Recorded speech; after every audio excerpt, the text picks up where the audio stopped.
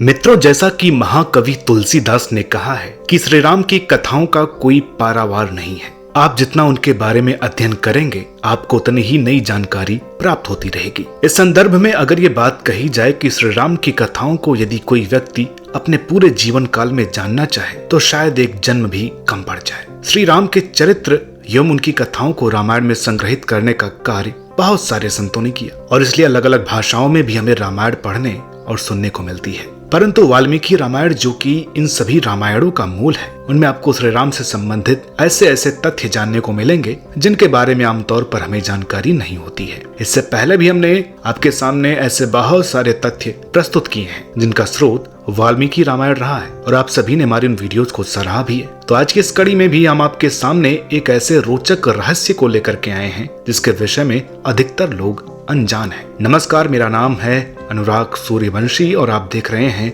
नारदवाणी। मित्रों, वाल्मीकि रामायण के अनुसार एक प्रसंग आता है जिसमें लिखा है कि राम रावण युद्ध के बाद जितने वानर सैनिक मारे गए थे वो सभी पुनर्जीवित हो उठे थे। लेकिन वास्तव में इसकी पूरी कथा क्या है, आइए इसे विस्तार से जानने का प्रयास करें। कथा उस समय की है जब श्री राम ने रावण की नगरी लंका में अपनी वानर सेना के साथ कूच कर दिया था और युद्ध अपने अंतिम चरण में चल रहा था। वाल्मीकि रामायण के युद्ध कांड के अनुसार श्री राम ने जब रावण का वध किया और विभीषण को लंका का राज सौंप दिया, उसके बाद वे अपनी पत्नी सीता, भाई लक्ष्मण और अन्य वानर सैनिकों के साथ पुष्पक विमान के साथ अयोध्या पहुँचे। अयोध्या पहुँचते ही उनका भव्य स्वागत हुआ। भरत और समस्त अयोध्या वासियों ने उन सभी का स्वागत किया। तभी आकाश में सभी देवता प्रकट हुए, जैसे कि ब्रह्मा, महादेव, शिव शंकर, स्वर्ग के राजा इंद्र और अन्य सभी देव। सभी देवताओं ने आकाश से पुष्प की वर्षा की और श्री राम की जय जयकार की। इन्हीं के बीच अचानक ही आकाश में स्वर्गीय महाराज दशरथ प्रकट हुए, जो मृत्यु के बाद स्वर्ग प्राप्त कर चुके थे और देव योनि में थे। महाराज दशरथ को देख श्री राम, लक्ष्मण,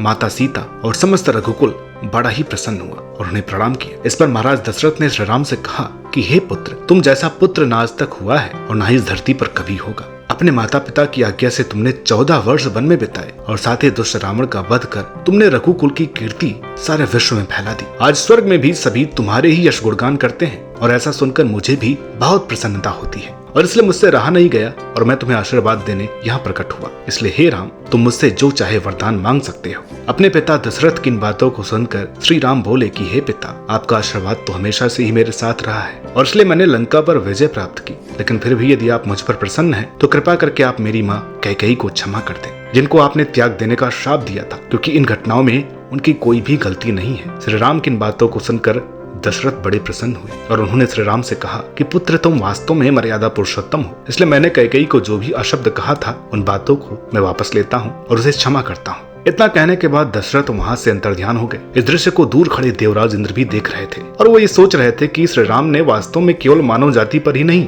बल्कि तीनों लोग के कल्याण के लिए रावण वध किया। यहाँ तक कि स्वर्गलोक भी श्री राम की कृपा से ही रावण के बंधन से मुक्त हो पाया है। इसलिए मेरा भी ये कर्तव्य है कि मैं श्री राम को धन्यवाद दूं। और फिर उन्होंने श्री राम से कहा कि हे राम, मैं देवराज इंद्र स्वर्ग के सभी देवताओं की तरफ से आपको धन्यवाद करता हूँ और कोटि कोटि प्रणाम करता हूँ। आपने रावण वध करके केवल इस संसार को ही नहीं बल्कि हम देवताओं को भी धन्य किया है। वैसे तो आप स्वयं भगवान विष्णु के अवतार हैं, परंतु आप इस समय मानव रूप में हैं। इसलिए मेरी इच्छा है कि आप मुझसे कोई वरदान मांगे जो मैं आपको आशीर्वाद के रूप में दे सकूं। इंद्र की बातों को सुनकर श्री राम ने कहा कि हे देव, जो भी मैंने किया है वो सब मेरे कर्तव्य थे, लेकिन मुझे इस बात से कष्ट होता है कि इस युद्ध में लाखों और करोड़ों की संख्या में वानर मारे गए जो कि मेरे साथ धर्म युद्ध कर रहे थे। उनके मरने के कारण उनका परिवार अनाथ जैसा हो गया है। ये एक ऐसी क्षति है जिसके लिए मैं जीवन भर अपने आप को दोषी मानूंगा। इसलिए हे देवराज, यदि हो सके तो आप उन सभी वानर सैनिकों को जीवित कर दीजिए जिनकी मृत्यु युद्ध में हुई थी। देवराज इंद्र ने श्री राम की प्रार्थना सुनी और कहा कि हे राम, आप बिल्कुल भी चिंता न करें, मैं तुरंत ही उन सारे वानरों को जीवित किए देता हूँ